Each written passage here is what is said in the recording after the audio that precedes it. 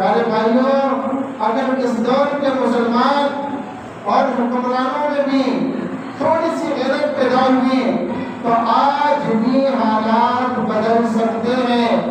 ذرا سوچئے، ہم جب حجاج بن یوسف کا نام لیتے ہیں تو تاریخ میں اسے باقاعدہ ایک ظالم لکھا گیا ہے کہ وہ ایک ظالم حکمران گزرا، مسلمانوں میں ایک ظلم و ستم کرنے والا، اس کے ظلم و ستم کی وجہ سے اسے ظالم کہا گیا۔ لیکن جب اس نے بھی ایک ہی مظلوم مسلمان عورت کی فریاد سنی تو تڑپ اٹھا کہ ہندوستان میں ایک مسلمان عورت پر ایک راجا، ایک ہندو ظلم کر رہا ہے، تو تڑپ اٹھا اور اپنے 17 سالہ داماد محمد بن قاسم کو اس ظالم راجا کی سرکوبی کے لیے بھیجا۔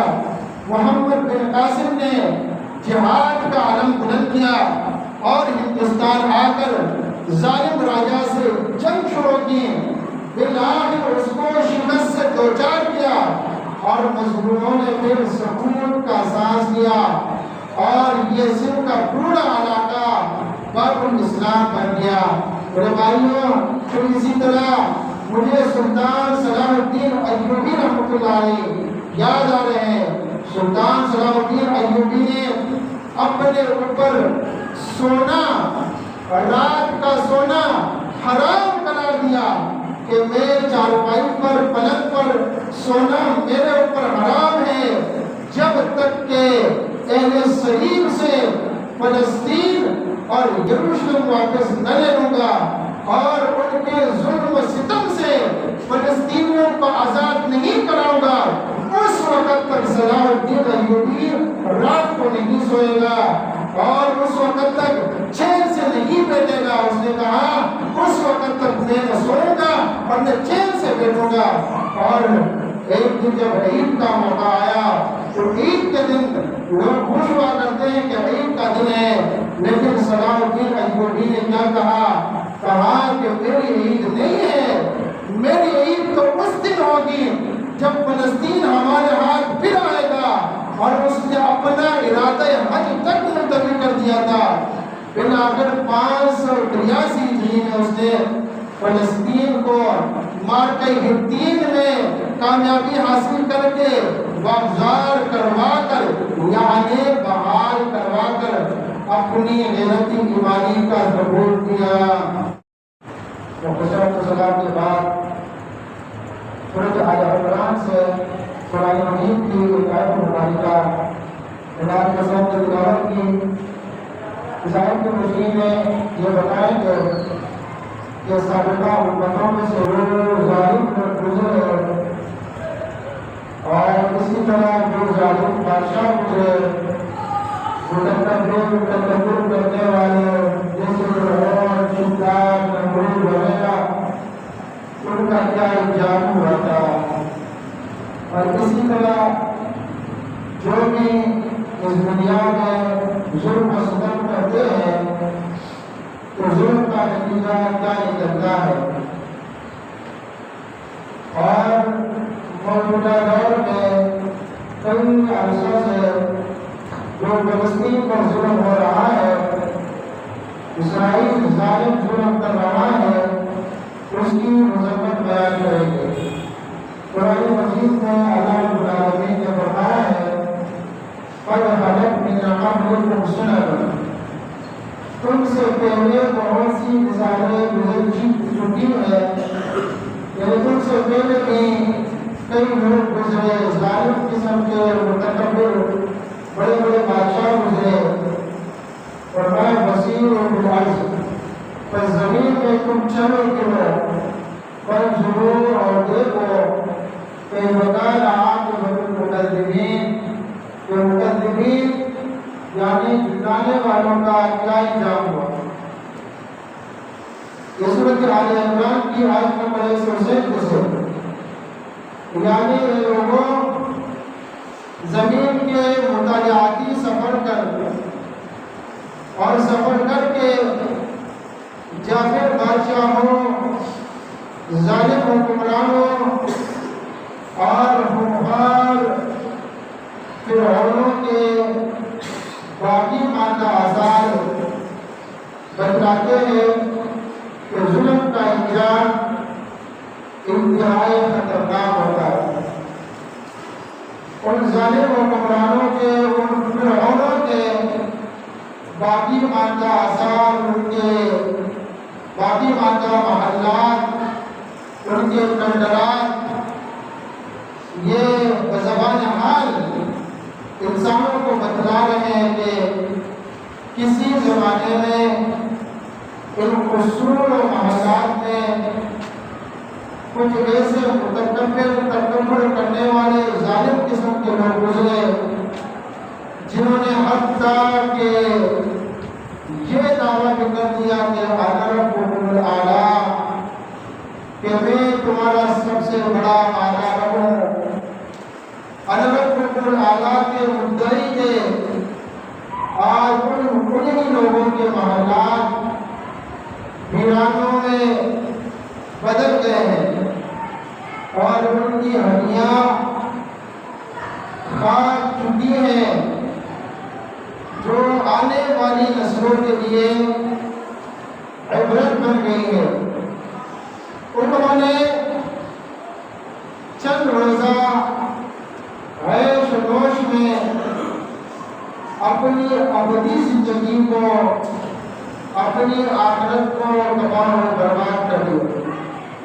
دنیا کی زندگی میں مختصر، اگر کسی کو بادشاہی مل جائے، کوئی صدر ہو، کوئی وزیر اعظم ہو، کوئی بادشاہ ہو، تو اس کی جو مدت کی صدارت ہوگی اور جو اس کی حکمرانی کی مدت ہوگی وہ بھی انتہائی کم وقت کے لیے ہوگی، اور پھر بھی یہ تکبر میں مبتلا ہو جائے اور ظلم و ستم شروع کرے اور یہ دعویٰ کرے کہ نہیں انسانوں کا رب ہوں، نعوذ باللہ من ذالک، اور فرعونوں جیسی باتیں کرنے لگ جائے، تو ایسے بدبخت سے بڑھ کر کوئی بدبخت نہیں ہو سکتا۔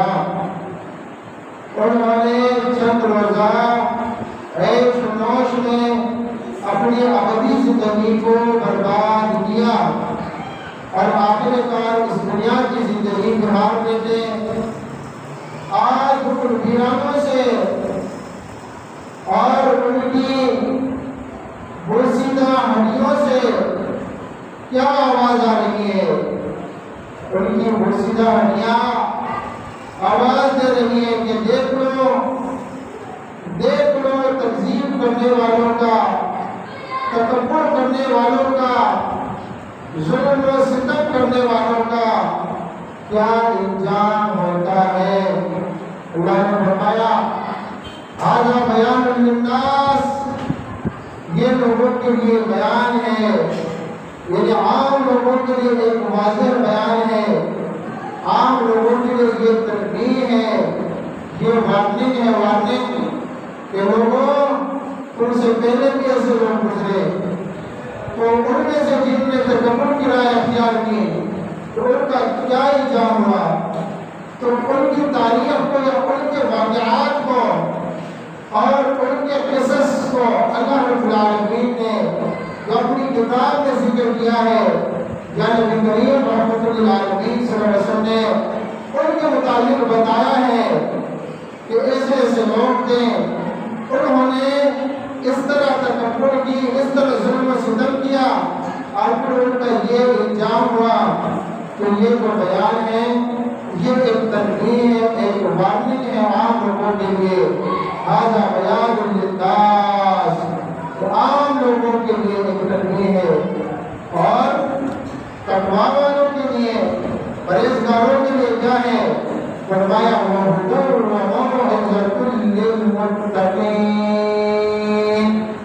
اور یعنی تقویٰ کے لیے، پرہیزگاروں کے لیے ہدایت اور نصیحت کی باتیں ہیں۔ میرے بھائیوں، اس کے بعد اللہ رب العالمین نے فرمایا ہے وَلَا تَهِنُوا وَلَا تَحْزَنُوا وَأَنْتُمُ الْأَعْلَوْنَ إِن كُنتُم مُؤْمِنِينَ، ہمت نہ ہارو، غم نہ کرو، تم ہی غالب رہو گے بشرطے کہ تم مومن ہو۔ تو جس طرح ماضی کے فرعون ہلاک ہوئے تھے، غرق ہو گئے تھے، تباہ و برباد ہو گئے تھے، تو آج کے فرعون بھی غرق ہوں گے، تباہ و برباد ہوں گے۔ شرط یہ ہے کہ تم ایمان پر ثابت قدم رہو، شرط یہ ہے کہ مومن مسلمان ثابت قدم رہے اور متفق ہو جائے، متحد ہو جائے اور اپنے ایمان پر مضبوطی سے جم جائے۔ تو آج کے فرعون بھی ہلاک ہوں گے، آج کا اسرائیل ملک، آج کے ظالم یہودی بھی تباہ و برباد ہوں گے۔ ایک نہ ایک دن فلسطین ان کے ظلم و ستم سے اللہ کے حکم سے آزاد ہوگا۔ ذوالفقار صاحب اکرام جو آیتوں میں آپ کے سامنے تلاوت کی، جن کا میں نے مختصر تفسیر کے بیان کی، ترجمہ بھی کیا، ان آیات میں جنگ احد میں جب مسلمانوں کو ظاہری شکست کا سامنا کرنا پڑا، ان حالات کے پس منظر میں یہ آیتیں نازل ہوئی اور مسلمانوں کے 70 اہم ترین افراد شہید ہو گئے، اور وہ بھی مسلمانوں کے گھروں کے قریب، مسلمانوں کے انتہائی اہم ترین 70 افراد شہید ہوئے، اور وہ بھی مسلمانوں کے گھروں کے قریب۔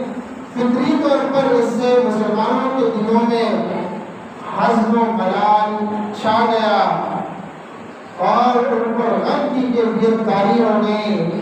تو یہ آیات نازل فرما کر اللہ سبحانہ و تعالیٰ نے انہیں حوصلہ دیا کہ اپنے عزم و ارادے میں، اے مسلمانوں، اپنے عزم و ارادے میں سستی کو راہ نہ دو، شکست کا زیادہ احساس کر کے اپنے آپ کو حزن و ملال اور غم و اندوہ میں مبتلا نہ رکھو۔ اگر تم نے اپنے ایمان میں پختگی ثابت رکھی اور اس کے نتیجے میں صبر و تقویٰ کا دامن تھامے رکھا، تو نتیجہ یہ ہوگا کہ تم ہی غالب رہو گے۔ اور اس سے یہ بھی اندازہ ہوتا ہے کہ انسان کے اعمال اور انسان کے مقدرات میں، انسان کی قسمت میں ایمان کا کتنا گہرا اثر ہوتا ہے۔ شاید کہتا ہے نور خدا ہے کفر کی حرکت پہ خندزن، نور خدا ہے کفر کی حرکت پہ خندزن، پھوٹوں سے یہ چراغ بجھایا نہ جائے گا۔ اور اسی طرح یہ بھی حقیقت ہے کہ فضائے بدر پیدا کر فرشتے تیری نصرت کو اتر سکتے ہیں گردوں سے، قطار اندر قطار۔ اب بھی مسلمان یہ غالب ہوں گے اگر یہ سچے ہوئے، اگر یہ متفق ہو گئے، اگر یہ مضبوط رہے اپنے ایمان پر۔ لیکن آج ہم اگر بہادری دکھاتے ہیں، دلیری دکھاتے ہیں، شجاعت دکھاتے ہیں، تو اپنے مسلمان بھائیوں کے لیے اور کفار کے مقابلے میں ہمارے حکمران بہت ہی پرخون ہوا کرتے ہیں۔ پیارے بھائیوں، اگر اس دور کے مسلمان اور حکمرانوں میں بھی تھوڑی سی غیرت پیدا ہوئی تو آج بھی حالات بدل سکتے ہیں۔ ذرا سوچئے، ہم جب حجاج بن یوسف کا نام لیتے ہیں تو تاریخ میں اسے باقاعدہ ایک ظالم لکھا گیا ہے کہ وہ ایک ظالم حکمران گزرا، مسلمانوں میں ایک ظلم و ستم کرنے والا، اس کے ظلم و ستم کی وجہ سے اسے ظالم کہا گیا۔ لیکن جب اس نے بھی ایک ہی مظلوم مسلمان عورت کی فریاد سنی تو تڑپ اٹھا کہ ہندوستان میں ایک مسلمان عورت پر ایک راجا ایک ہندو ظلم کر رہا ہے، تو تڑپ اٹھا اور اپنے 17 سالہ داماد محمد بن قاسم کو اس ظالم راجا کی سرکوبی کے لیے بھیجا۔ محمد بن قاسم نے جہاد کا علم بلند کیا اور ہندوستان آ کر ظالم راجا سے جنگ شروع کی، بالآخر اس کو شکست سے دوچار کیا اور مظلوموں نے پھر سکون کا سانس لیا اور یہ سندھ کا پورا علاقہ باب الاسلام بن گیا۔ میرے بھائیوں، پھر اسی طرح مجھے سلطان صلاح الدین ایوبی رحمۃ اللہ علیہ یاد آ رہے ہیں۔ سلطان صلاح الدین ایوبی نے اپنے اوپر سونا، رات کا سونا حرام قرار دیا کہ میں چارپائی پر پلنگ پر سونا میرے اوپر حرام ہے جب تک کہ اہل صلیب سے فلسطین اور یروشلم واپس نہ لے لوں گا اور ان کے ظلم و ستم سے فلسطینیوں کو آزاد نہیں کراؤں گا، اس وقت تک صلاح الدین ایوبی رات کو نہیں سوئے گا اور اس وقت تک چین سے نہیں بیٹھے گا۔ اس نے کہا اس وقت تک میں نہ سوؤں گا اور نہ چین سے بیٹھوں گا۔ اور ایک دن جب عید کا موقع آیا تو عید کے دن لوگ خوش ہوا کرتے ہیں کہ عید کا دن ہے، لیکن صلاح الدین ایوبی نے کیا کہا کہ میری عید نہیں ہے، میری عید تو اس دن ہوگی جب فلسطین ہمارے ہاتھ پھر آئے گا۔ اور اس نے اپنا ارادہ حج تک ملتوی کر دیا تھا۔ بالآخر 583 ہجری میں اس نے فلسطین کو معرکہ حطین میں کامیابی حاصل کر کے واگزار کروا کر یعنی بحال کروا کر اپنی غیرت ایمانی کا ثبوت دیا۔ میرے بھائیوں، ہمارے حکمران، ہمارے لیڈر کیسے ہوا کرتے تھے جس کے بارے میں اللہ رب العالمین نے فرمایا ہے اشداء علی الکفار رحماء بینہم، کہ کفار کے مقابلے میں سخت ہیں اور آپس میں نرم دل نرم مزاج ہے۔ لیکن آج اس کے برعکس ہے۔ ان کے بارے میں اقبال نے کہا تھا ہو حلقہ یارا تو بریشم کی طرح نرم، یعنی ان کی حالت کیسی ہے؟ آپس میں نرم مزاج ہے، رحم دل ہے، ایک دوسرے کی خطائیں معاف کرنے والا ہے۔ لیکن جب کوئی ظالم کسی مسلمان پر ظلم کرے تو پھر اس کے مقابلے کے لیے اٹھ کھڑے ہوتے ہیں، رسم حق اور باطل ہو تو اولاد ہے مومن۔ اور آج ہم دیکھتے ہیں کہ ظالم اٹھتا ہے، ظلم کرتا ہے، حتیٰ کہ انسانوں کی لاشیں ہوا میں اڑتی ہوئی نظر آتی ہیں اور وہ دیکھ رہے ہوتے ہیں، ہم اور آپ بھی، اور پھر ہم سکون سے کھانا کھاتے ہیں اور سکون سے رات کو سو جاتے ہیں اور ہماری غیرت ایمانی نہیں جا اٹھتی۔ میرے بھائیوں، یہ بہت ہی افسوس کی بات ہے۔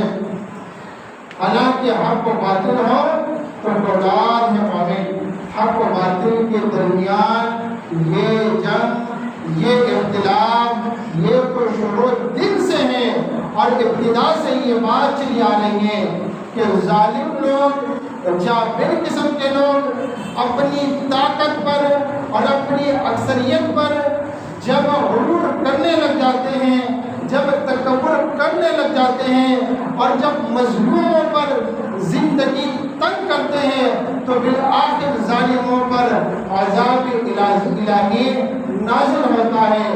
ظلم کا نتیجہ کبھی اچھا نہیں ہوتا۔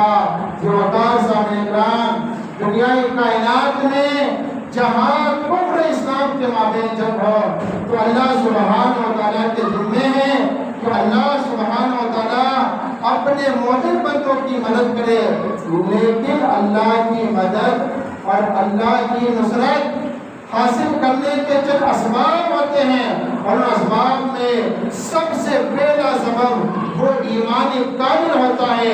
سچے ایمان والوں کو اللہ سبحانہ و تعالیٰ غلبہ عطا فرما دیتا ہے، ان کے دشمنوں کو، ان پر ظلم و ستم کرنے والوں کو ہلاک کر دیتا ہے۔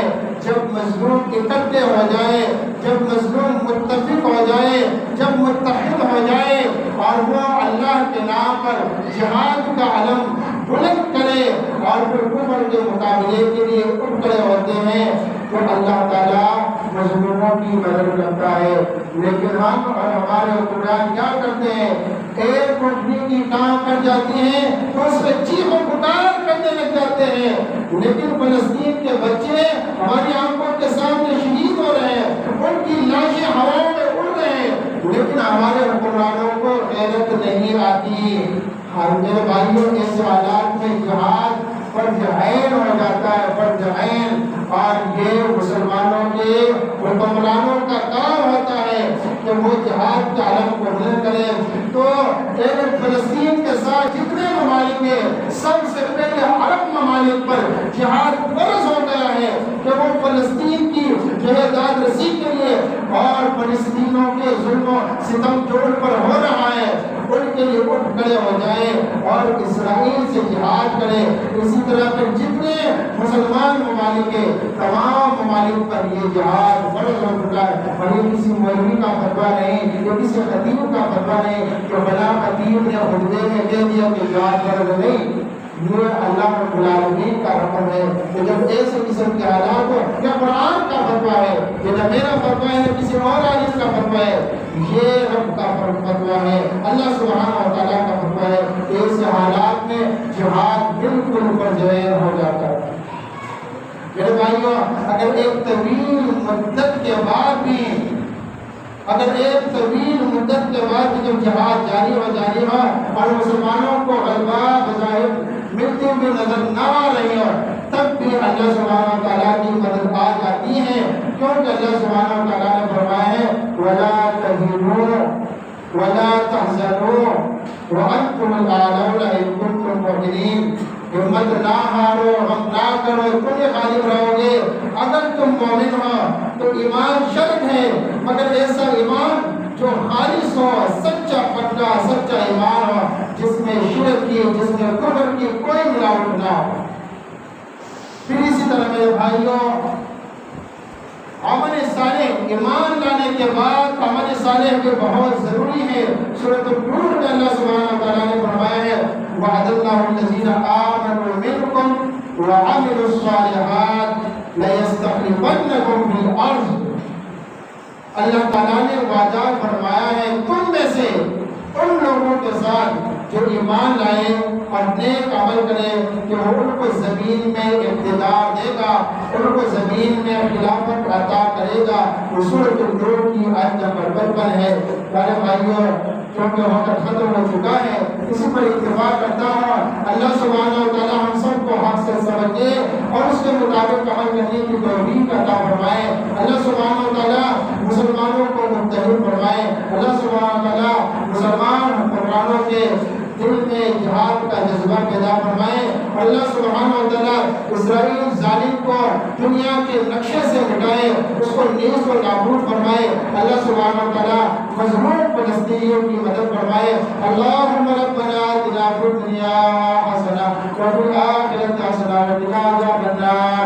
آمین برحمتک یا ارحم الراحمین۔